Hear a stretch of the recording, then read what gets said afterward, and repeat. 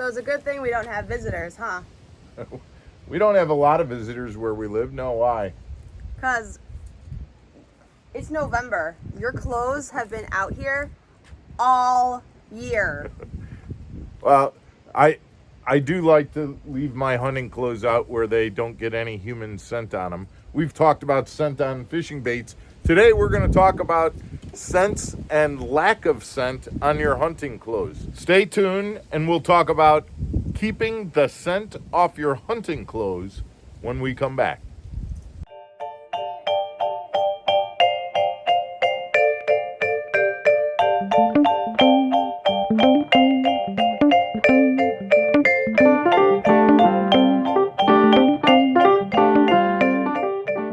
Megan, real quick before we get into this, guys, remember we've been pushing this all week.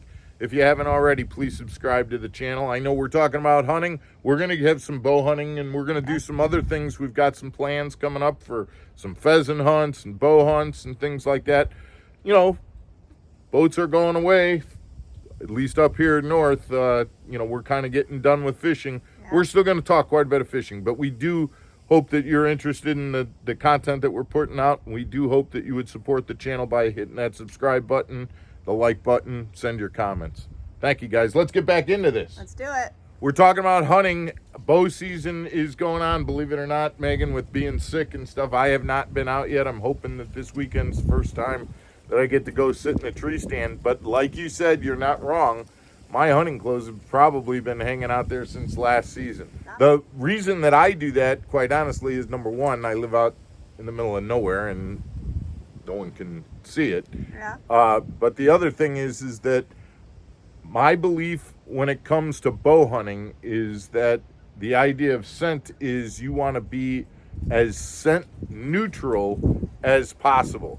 I'm not a big believer in spraying my clothes down with an earth scent or something like that, because it doesn't matter how much that scent that you buy in a store smells like dirt or smells like leaves. It doesn't smell exactly like real leaves, real dirt, whatever it is. So there's that little bit of process. There's something in it the animals can pick up on. It doesn't smell the same.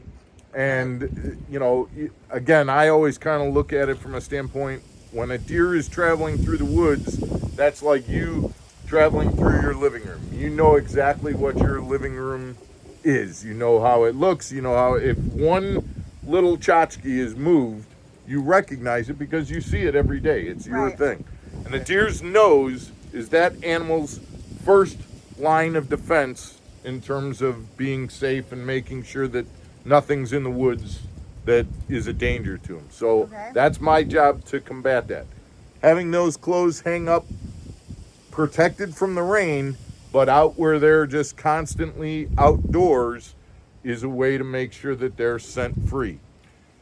One of the things though that I do, that I see a lot of guys do, they'll work on getting their clothes scent free, and then they'll hop in the car and they'll drive 20 minutes to their hunting location, and their car, in the meantime, they're smoking a cigarette, or their car smells like, the little air freshener in their car and things like that.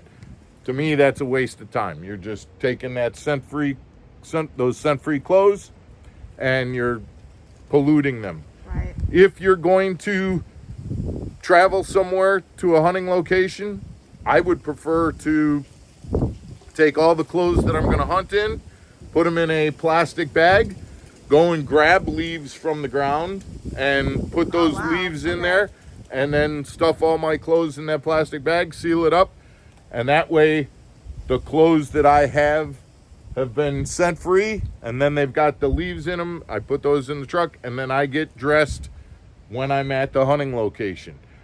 I tell you, the best, if I'm doing it right, when I'm putting on my hunting pants at the hunting location, I got to pick out those little dry leaves that get stuck in the crotch part. That I'm doing it right when that happens. So, but one other thing is that it doesn't do you any good if you've got clothes that are completely scent free, but then you're putting on underwear or long sleeve shirts and things like that you just got out of your closet. So all of that stuff, if it's not hanging up here then what I'm going to do is I'm going to take that stuff, I'm going to wash it first using some baking soda in the washing machine. And by the way, guys, 1 round of baking soda in the washing machine with nothing in it first to clean out all the detergent scent that's in there.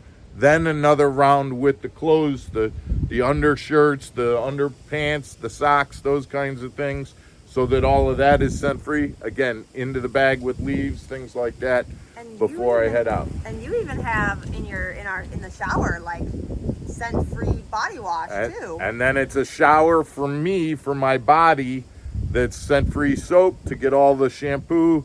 You know, if I'm wearing cologne or something like that, I want to take a shower to get all of those scents off of me. Unscented deodorant to keep me from perspiring, and then my scent-free clothes on that. It's a lot of work. It's a lot of preparation. But like I said, the deer's nose is its first line of defense, and it doesn't matter how high you are in a tree stand. All of these things help.